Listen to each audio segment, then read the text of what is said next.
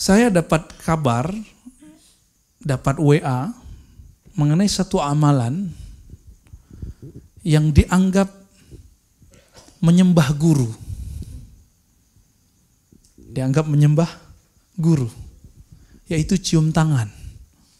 Kalau orang Bandung udah biasa cium tangan sama guru ya. Apa kata si Ustadz? Itu sampai kepada saya dan tunjukin videonya. Takbilu liyad nisfus sujud. Mencium tangan separuh sujud. Ini bahaya nggak kalimat ini? Bahaya ya. Karena sujud di situ artinya nyembah toh. Ya, berarti saya separuh nyembah guru kalau cium tangan guru. Ini bahaya. Kita coba cek ulama-ulama tabi'in. Bahkan di sahabat sudah ada ya. Lebih dari cium tangan. Antum coba lihat. Suatu kali seorang tabi'in datang kepada Anas ibn Malik.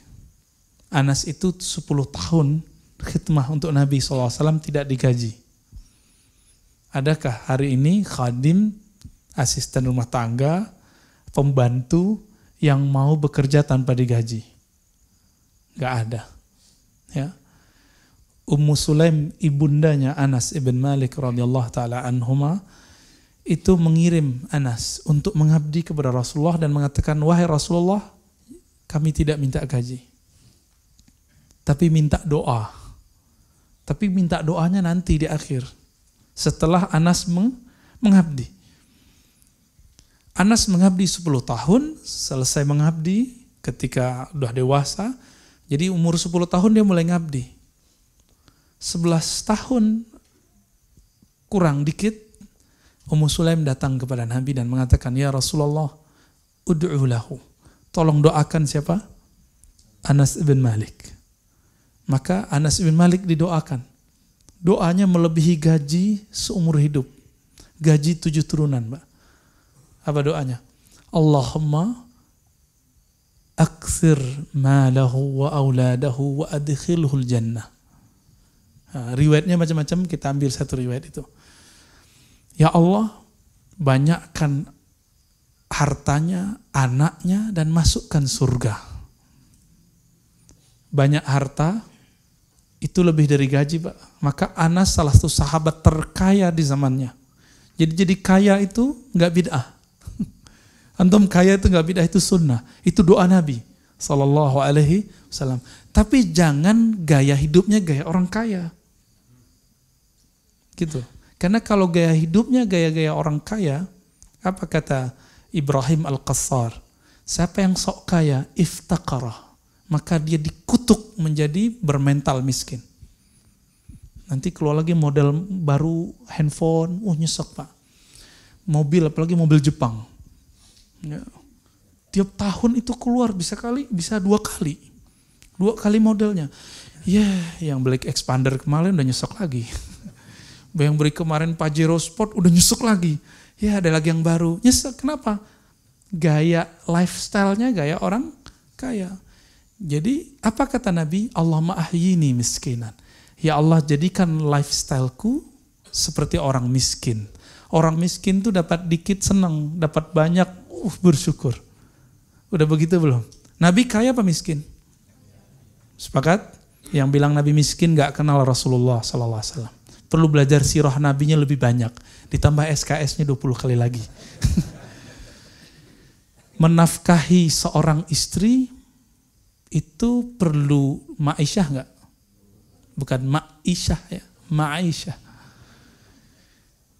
Satu istri Nabi punya rumah, dibelanjakan, kemudian punya kendaraan, punya pembantu.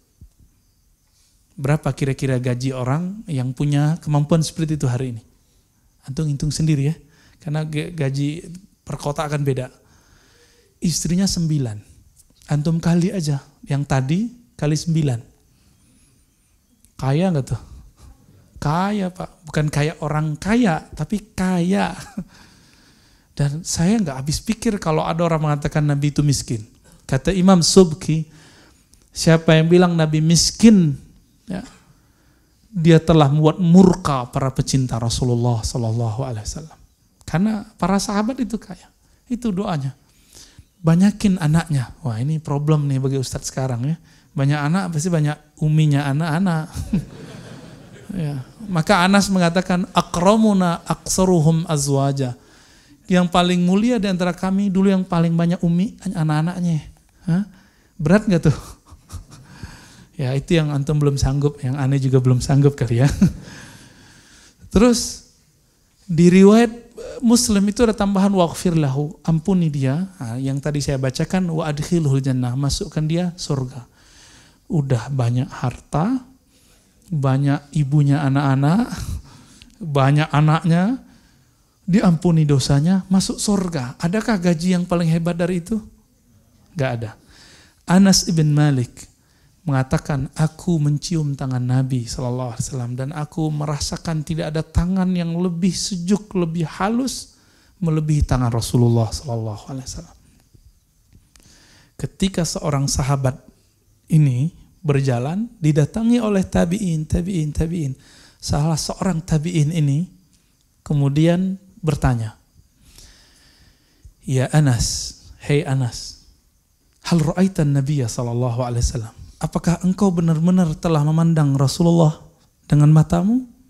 Apa jawaban Anas? Oh, na'am. Ra'aitu bi'ainayya. Orang itu nanya lagi, dengan mata yang mana? Mata yang ini. Ditunjuk matanya. Maka orang itu minta izin, wahai Anas, izinkan aku mencium mata yang matamu itu memandang Rasulullah sallallahu alaihi wasallam. Nisfu sujud nggak? Saya nggak habis pikir itu kenapa orang berani mengatakan ini cium mata, bukan hanya cium tangan. Bahkan Ibnu Abi Mulaikah datang kepada salah seorang sahabat Nabi dan mengatakan, mana lisan yang dulu lisanmu itu diludahi oleh Rasulullah SAW. Dikeluarin lidahnya, dicium lidahnya itu. Itu bukan homreng itu Pak, bukan. Tahu homreng kan? Bukan. Itu yang disebut dengan bab at-tabarruk.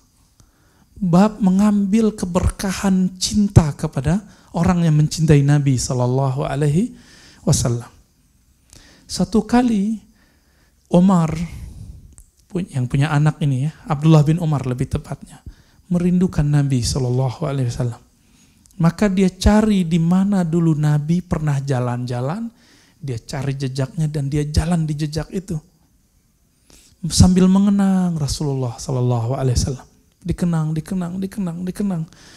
Dan dia teringat di pohon yang ini Rasulullah dulu pernah duduk. Tapi pohonnya sudah dipangkas, tinggal cuma ya bekas-bekasnya. Nabi dulu pernah berteduh di situ. Dia berteduh di situ, pohonnya sudah nggak ada. Di situ dia mengenang Nabi SAW. Itulah maulid yang dibuat oleh Abdullah bin Umar.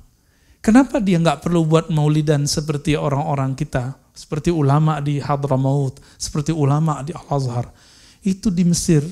Orang buat dari 1 Rabiul Awal sampai tanggal 12. Ditutup dengan pawai sholawat. Setiap tempat bos, karena saking gembiranya merindukan Nabi SAW. Bukan menyembah Nabi, tapi mengenang Nabi SAW. Karena kita tidak bisa melihat hari ini di manakah telapak Rasulullah. Kita nggak tahu di manakah pohon Nabi dulu berlindung. Maka teman-teman semua, kita husnuzon sama orang maulid. Mungkin dia ingin mengenang cinta para sahabat kepada Rasulullah SAW. Kalau kita nggak maulid, kita ganti namanya kajian sirah Nabi. Ya. Maka saya setiap pagi saya kajian sirah Nabi, saya maulidan tiap hari. Nggak perlu nunggu 12 Rabiul Awal. Tapi kalau ada orang mau 12 Rabiul Awal, nggak apa-apa. Siapa yang mengatakan nggak apa-apa?